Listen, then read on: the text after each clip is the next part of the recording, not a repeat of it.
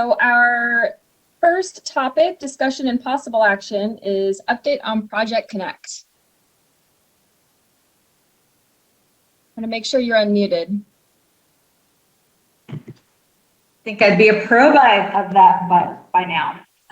Good almost afternoon, Chair, Council members. Anik Baudet, Mobility Officer for Project Connect for the City of Austin, Project Connect office. And with me today is Dave Couch, who's the Program Director for Project Connect for the Austin Transit Partnership. And we're pleased to be here today to give you a program update and most of all, keep this conversational and answer any questions that you may have as the program's moving forward. So I'm going to hand it over to Dave to do the first few slides, and then I'm going to take over towards the tail end, and then we'll have time for Q&A. Take it away, Dave. Great. Next slide, please. Good morning, and thank you for the opportunity to do the update. I want to start with something that is away from what the major part of the program is related to the light rail, and start with what we have been able to obtain and where we are on the federal side of the world. One of the things that is not on this slide, and it's a major event that has occurred earlier this week. If you recall that in getting into the federal process to be able to get grants for the major program for Orange and Blue, the first part of the CIG program is to be able to get approved for entry into what they call the project development phase. That lasts for the first 2 years, then you go to engineering and then to full funding. We were fortunate earlier this week to obtain approval from FTA that we are now in that early portion and granted approval to go into project development. What that does for us is it allows us to go ahead and get the project listed in this year's annual report from FTA. We don't have a rating for it yet. We don't have dollars yet, but it is an important step for FTA to approve us to go into that process. So I want to start with that because that is a major occurrence and it's a major milestone in what we're doing to get the full funding grant agreements. Along with that, we recently have received a grant from FTA for buses in the amount of $2.88 million. We continue to work in conjunction with the approval to get started on the McCullough station. We're in the process right now of advancing from 30% design up through 60. We've launched several more of the pickup zones, North Dessaw, South Mancheca, and we'll be coming back with the North Oak Hill in this fall. We've completed the 15% drawings for the orange and the blue line that are needed with the new starts. Thank you to Anik and her team for the review and all the input so that we're basically able to go ahead and stay lockstep as we go through the process. We have also gone ahead and included now, Anik, we've got a new location that we visited last night that is going to be the Project Connect program office. So Anik and her team will be part of that facility. So we'll be working, as we said when we went through the process with Project Connect, that will be the program office. Next slide, please. This basically is a recap of what we have for the components. The map on the right shows the initial investment. On the left, the two high-capacity light rail lines, orange and blue, the gold line, the downtown tunnel, and then the other components that are there with Metro Rapid, green line in the future, red line enhancements, and then the other components that make up the program, along with anti-displacement investment, the $300 million that is being implemented by the city. Next slide, please. This is the same program sequence that we went forward with and that was approved by the voters in the referendum in November, showing the start of the light rail and a lot of the bus projects at the lower portion with the green line out in the future. Next slide. This is our little snake diagram. It takes us through where we are within the process. The portion that is boxed in red is the current place. We have gone through the public scoping process, We continue to have meetings. We were hoping to have the first in-person meeting last weekend, but with COVID, we decided to go ahead and cancel that, and I think it was the right thing to do. We're working towards the draft environmental impact statement and then going final as we get to the end of 22. Looking out into the future, we're looking to go from entry into project development, out into engineering, design, contracting, beginning each one of the portions on construction and vehicles, and then ultimately out to getting to the end with what we will have with beginning of revenue operations. The piece that's there, the third bubble back from the right, is getting that full funding grant agreement that will be the culmination of the process that I described earlier that we're going through. Next slide. To get a little more detail, this shows where we have been in April, check mark, when we go into the summer, completing the 15%. The next one shows request, and as I said earlier, we have been approved to go ahead and go into project development. That takes us through what we're going to be working on and having continued community meetings and engagement with going ahead and developing that first step, which is the draft environmental impact statement.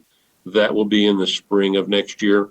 And as we go from spring and into summer, we will go ahead and get the first initial rating that would go forward into the annual report from FTA to Congress. That will be due in the August timeframe. So that will give us that first visibility, if you will, with a program, a project rating, and also dollars associated with it. At the same time, next summer, we'll finish the 30% design. And in summer of 22, we get the final EIS and then back through the federal process, resulting in an FTA record of decision in the winter of 22. So that gives you a little more detail than what was on the previous slide. Next slide, please.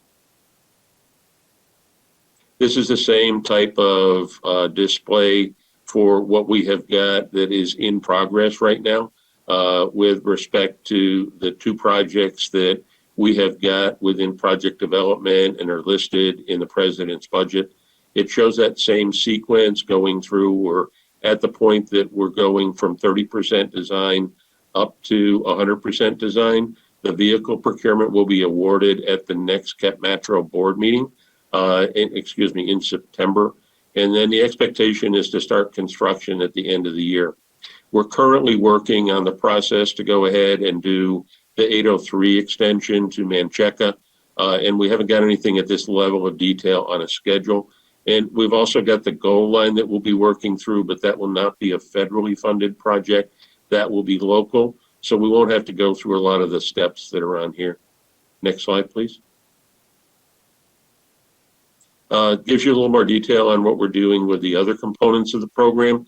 As I said previously, the McCullough Station, we're working through a categorical exclusion that was submitted to FTA. That's because of a very small portion of land that we have to acquire. We've progressed beyond the 30% and working on full design. We've got a small portion of real estate that has to be acquired, so we have to, under the federal process, come up with what they call a ramp. We're doing a safety analysis and an ongoing coordination with the city. Broadmoor Station is a work in progress, coordinating with the developer as we move forward. And then there's the construction of the new second track that will be between Leander and Lakeline. The neighborhood circulators I covered earlier with what we have gone ahead and launched. Go ahead and look to the future for launching. Next slide, please. And I'm going to turn it over to Anik at this point. Anik? Dave, I'm going to go through an update on the planning processes, some equitable transit-oriented development that is also ongoing concurrent with the capital investments.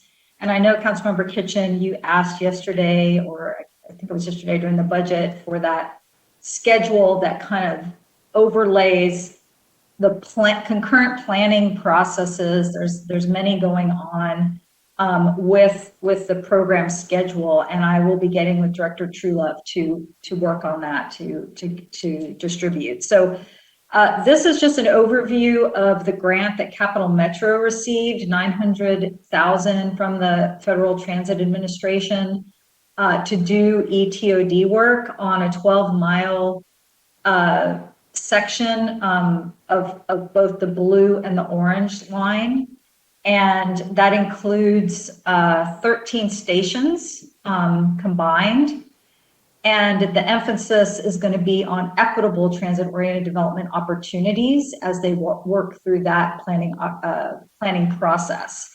So right now they are coordinating with the City of Austin Housing and Planning Department, our Equity Office, Transportation Department, of course, us in the Project Connect Office, to go ahead and fine tune the scoping on that. Next slide.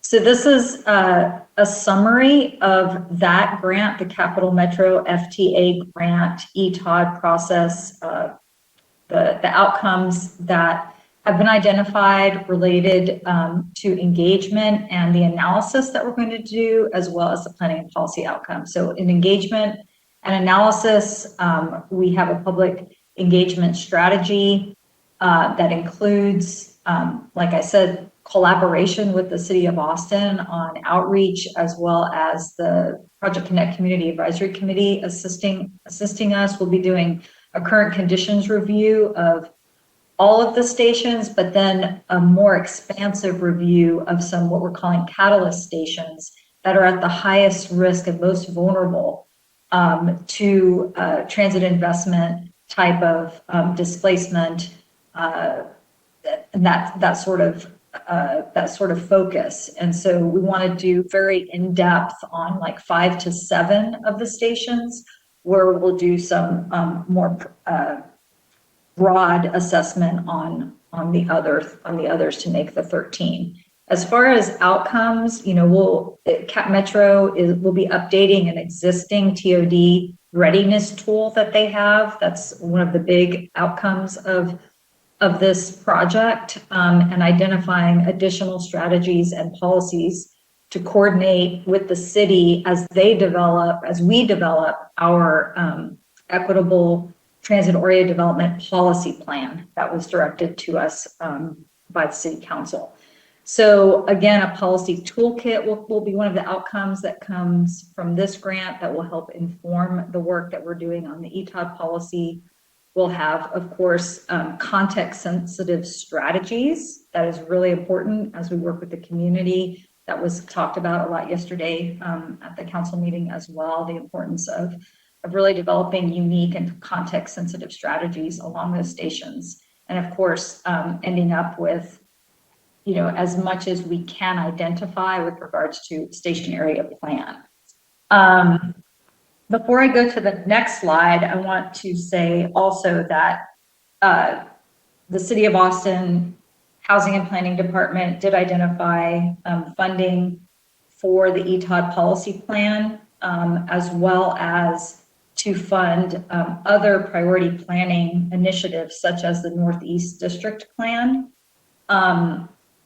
and will likely use consultants for that ETOD policy plan to assist us with the 14-month timeframe that we were given. So moving on, I'm going to do a quick overview of the schedule for the joint partnership agreement, and then we'll be able to take your questions. So next slide, please, and then you can advance one more. Again, reminding the public and everyone that the Austin Transit Partnership and the implementation of Project Connect is a joint venture between 3 parties: the City of Austin, Capital Metro, and the new local government corporation, the Austin Transit Partnership. Next slide. All 3 agencies have very specific roles and responsibilities with the delivery of the program. For example, the City of Austin, most all of the construction is going to be in our right-of-way, and so we will be responsible for coordination of all the utility relocations, the permitting, etc. Whereas Austin Transit Partnership will be responsible for procurement and the actual construction of the projects. That's very high-level separation of roles and responsibilities, and then Cap Metro is doing what we call the rubber tire, as Dave has coined, most of the rubber tire planning, and then we'll share some of that implementation with Austin Transit Partnership. So the JPA, or Joint Powers Agreement, which now we're calling Joint Partnership Agreement, is going to flesh out those roles and responsibilities from verbal to paper. Next page. So for the public, these are the roll-up categories that will be seen in the Joint Partnership Agreement. It's a very technical document that ranges from community engagement, specifics on public engagement plans, to specifics on design, permitting, utilities, and construction, which is a very large part of it. Workforce, how we're going to do local hire and apprentices programs, for example, that will be very important, as well as worker safety. Finance, budget, and procurement, lots in those sections.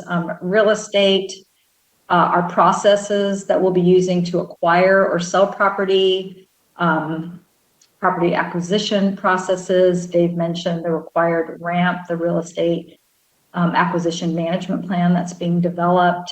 So that real estate section will speak to that. Also sustainability, our process to develop sustainability criteria for the program, as well as other environmental programs. We know that's important to all programs that are being done across the country, but our environment in Austin is something we really value. So this is a very important part of the JPA. Safety, of course, and then operations and maintenance. Next slide is the schedule. And so we are about to finish a first staff draft. We have a pencils down date of August 31st for us to have our kind of first holistic view of high level direction in all of those categories. And then in September, we'll be doing one-on-ones with council. Leanne Conte in the Project Connect office, chief of staff, she will be contacting all the council offices and the mayor's office to schedule one-on-ones to go through the draft in September. We'll also be having public engagement start in September, where we'll make the draft available to the public. We are planning to have office hours around the JPA, topic specific, so folks can hone in on specific topics that they might be interested in. We'll have other ways to solicit feedback on the joint partnership agreement, leading all the way through October for the work session on the 4th, and then the joint meeting between the two boards and the city council on the 29th, where we hope to have approval of the document. I like to say over and over again and over communicate that the document will be amended. This is our first attempt at capturing what we know now and where we need to be clear on who's doing what and how. And then as we know more, we will obviously most likely have to come back for some amendments. I think that's all I have. Oh yeah, I wanted to just announce for the public upcoming engagement opportunities on the blue and orange line. Next slide. Right now, we've finished up our community meetings that have been all virtual. As Dave said, we planned to have one in person, but we could not do that because of our stage 5 COVID level. But we have now self-guided meetings that can be accessed from projectconnect.com. And then in fall, we'll be doing engagement, next slide, on Metro Rapid for the Gold Line and the Domain South Lamar routes, as well as Metro Rapid station design. We'll be doing engagement on a new pickup zone for the South Austin service zone, and then as well as Metro Rail neighborhood outreach for the Metro Rail stations. And that concludes our presentation. Next slide is a view of the blue line at the airport. We like to show the vision for the future as much as we can, and Dave and I are available to answer any questions. Thank you very much for allowing us to give you that status update. Thank you very much for that presentation. And these have been posted with the agenda. So we very much appreciate those being accessible prior to the meeting. Mayor Pro Tem and then Councilmember Kitchen. Thank you very much. I appreciate it. I hear y'all better with these silly things in, but do y'all hear me okay? Yes. Okay, excellent. So my question specifically is about those catalyst stations. I'm hoping that you can be very specific. Which ones are catalyst stations specifically? I apologize, but I cannot at this point. This is being led by Capital Metro, this process in coordination with the city. And Okay. we have a kickoff meeting on August 13th, where I'm going to find out more about those. So I can certainly follow up with your office after that kickoff meeting and get you that information. That'd be great. It's good to see you, by the way. You So too. well. Thank you. Councilmember Kitchen. Yes, this is a very exciting project, and every time I see the progress that's being made, it's just even more exciting. So thank you. This answered a lot of the questions that I might have with what you presented, so I appreciate that. So I just have one or two real quick ones, Chair. The first one then, so well, what is the timeline? And this may be a question for Dave Couch, I'm not sure, but on the Oak Hill, Menchaca, that whole, the domain down to Menchaca and down to Oak Hill, that line, I know that you guys are in the process of preparing what you need to submit to the FTA. Do you have a date by which you will have that you're planning on submitting that? I know that was basically in draft form. I have not seen it yet. I'm supposed to see it before today is over. So I have an expectation that that's something that can be in the next couple of weeks. Okay, well, I'd like to make a request, and the chair may want to join me on that. I would like to go over it with you before you submit it.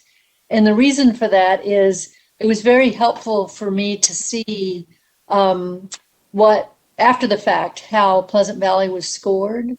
But I would like to see before the fact, before you submit it, what kinds of things are being submitted for this particular line. And I invite the chair to join me if she would like. So can we do that, Dave? And whoever? Yes, council member. I will go ahead, and Sharmella is the one who's leading that effort. Okay. And I know her plans are to go ahead and sit down with you and go through it. Okay. And I can very easily add the chair to that conversation. Okay, we'll just want to go through it before you guys actually submit. So that would be great. I'll see what it says this afternoon. Okay, great. And I'm happy to join you on that. I know you said you had another question, but I'm happy to join you on that process. Excellent. Good. Okay, then just one other question. First off, thank you very much, Anik, for what you said about the timeline. That'll just help all of us to understand how the anti-displacement timeline for those tasks align with the that's occurring for these. So I look forward to that. Then the ETOD planning, just a quick budget question. And if you're not sure, we can take it offline. But I saw in the budget something that said 1.1 million for ETOD planning. Is that what you were referring to, Anik? Yes, it was. It's I think a one-time request from the Housing and Planning Department. And I got this information from Stevie Greathouse, knowing that this would probably come up, and it is right now programmed for long-range planning, ETOD policy plan, and other planning initiatives such as the Northeast District, but not solely inclusive of those two things. Okay, thank you. That's all I have at the moment. Thank you. I appreciate that. And I also have a question about planning in general. I noticed that the JPA doesn't necessarily have a category for that. I think that could be very helpful for all these entities to really have it spelled out very clearly before we finalize the JPA, to know which entity is going to be responsible for it, or what types of considerations there are, like funding. You know, if we get a grant to do some work, or if you get a grant to do some work, how do we figure out who's responsible for that? Because we know there's going to be a lot of passing the ball back and forth, if you will, where, you know, you'll be doing ETOD planning, and then there's likely going to be a component that the city will need to step up and handle the parts that that we have control over. So I think it would be helpful to have that delineated early in the process so that we're not trying to wiggle the JP around and amend it too much once it gets to October. That's a really good idea, Yep. Chair. I really like that idea. We have been talking about, should we be incorporating, you know, roles and responsibilities related to ETOD, but planning as a whole as well. But definitely the ETOD. So thank you for reiterating that, because there's a lot to keep track of. So we'll go ahead and go back to the team this afternoon and make sure that's on our list. Really appreciate your work on it. There is a lot going on. Councilmember Kitchen, do you have another question? Go ahead. Yes, just quickly, and thank you, Chair. That's excellent suggestion. I agree with that. So, but that reminded me of a question, or just a point that I wanted to make. Seeing the categories is very helpful for the JPA.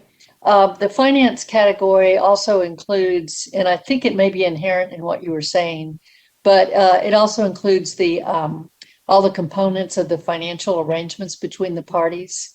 So that was spelled out in the ILA, not the ILA, the contract with the voters, and also various ILAs, that those financial arrangements would be part of the JPA. So I just wanted to make sure that that category, the way that finance was defined, includes that. Thank you for the clarification. That's great. Do we have any more questions for this presentation? Councilmember Alter. I just wanted to commend folks on the great start, and looking forward to diving into the JPA materials, and congratulations on that next step. I did want to just confirm, I believe because we've made that step now, that if there is funding that comes through this infrastructure bill, that we would still be, you know, in the running for that our timing is not off such that we would fail to get that. Could you just help me understand that a little bit?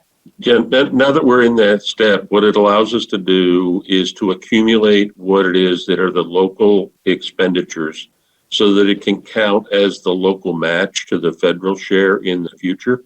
We will not be at a position short term. We're probably about 3 years away from being able to do anything that applies and gets us to the full funding grant agreement. And I know the horizon for that action is rather long. It's important right now, that's why I mentioned it earlier, that we're going to go ahead and get the project listed in the annual report from FTA. So it gives us that visibility now that we're in the project development phase. That is the annual report developed by FTA that goes to Congress. So it will give us that visibility. It will give us the description of what's there. But right now, as we go ahead and move forward, yes, we will be eligible for funding, but we're about 3 years off of being able to get something from the federal component. So do we, I don't know that, I mean, they haven't passed the bill yet, so I don't think anybody knows how it's going to be structured. Is there concern that we will miss the boat on that, or? No, I don't believe that is. It's as you know, it's a competitive program, and it takes. It basically is setting up the available funding. It's subject to appropriation on an annual basis, but we're looking right now to see who else is at the same stage of the program as we are, so we can kind of make that kind of a judgment. Exactly what you're talking about. Okay, if you can keep us apprised of that as things develop, we'd appreciate it. Will do. Okay. That's great. All right.